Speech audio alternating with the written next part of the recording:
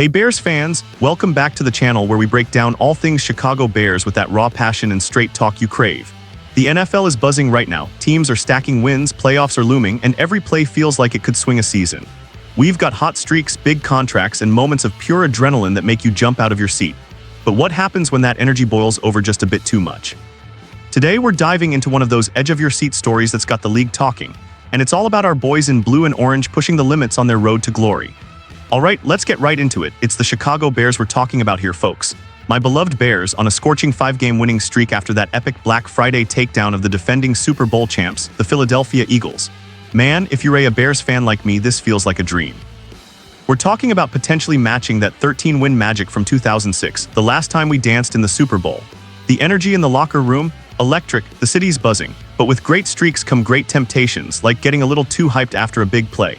And that's exactly what went down with our star wideout DJ Moore in Week 12 against the Pittsburgh Steelers right here at Soldier Field.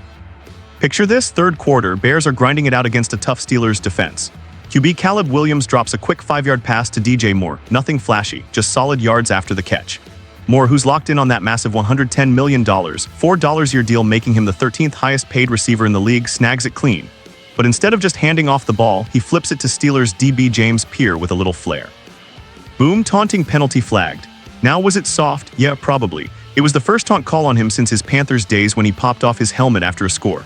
But the refs saw it and the league, they doubled down. Fast forward to Saturday and the NFL Operations Department hits Moore with an $11,593 fine.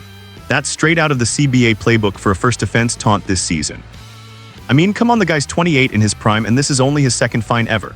The first was back in 2020 for COVID protocol slip-up, a $10,000 slap during that wild pandemic year. In a league where they reviewed 2,265 plays from Week 12 and only fined 13, less than 1% more draws the short straw. After the game, he just laughs it off. I plead the fifth. Smart man, no sense poking the bear. Wait, pun intended. Let's zoom out a bit because this isn't just about one flip of the ball. DJ Moore's been a cornerstone for us since that blockbuster trade last year. Remember, the Panthers shipped him over with that 2023 first-rounder we used on Williams. No, wait, flip that. We got their 2024 pick for Bryce Young, which became Caleb at number 1 overall. It's like the football gods rewrote the script for Chicago. Moore's racked up just 21 penalties in 8 NFL seasons, third this year alone, but the others were ticky-tack like false starts and offsides. Guy's clean, disciplined, a first-round steal from Carolina in 2018.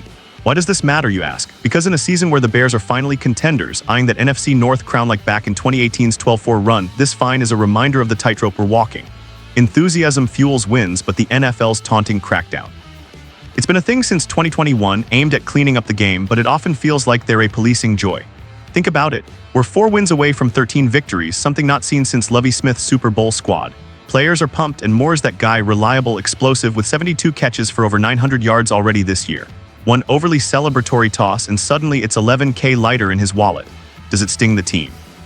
Not financially, hell, that's chump change on his deal, but it could mess with the vibe if fines start piling up. From a tactical standpoint, this highlights how Williams and the offense are clicking. That 5-yard gain, part of a drive that kept momentum. Moore's not just a deep threat, he's the possession guy who bails out the run game when needed.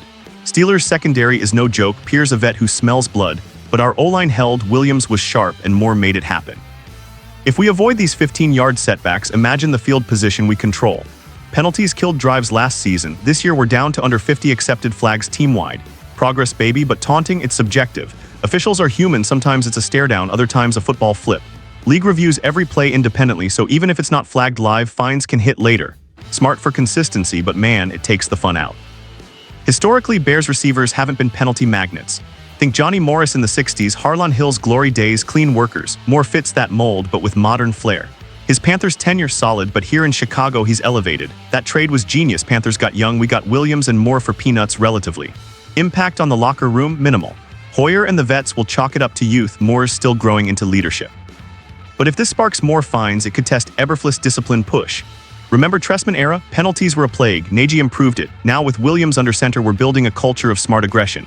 Looking ahead, these last 5 games are do or die. Vikings, Lions twice, Packers, and whoever else. NFC North is a meat grinder. A win streak like this, it builds confidence, but fines remind us, stay cool under fire. Moore's fine won't derail us, hell, it's his first taunt ever, but it's a teachable moment. For Williams, it's about syncing with vets like Moore without drawing extra heat. Projections, if we snag 4 of 5, 13-4 playoff lock, maybe even a division title.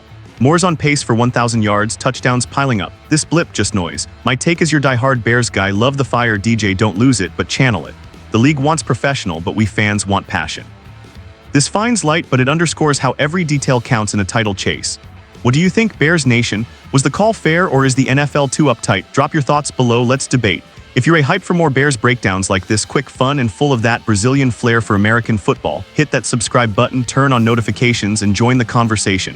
Go Bears! On to the next win.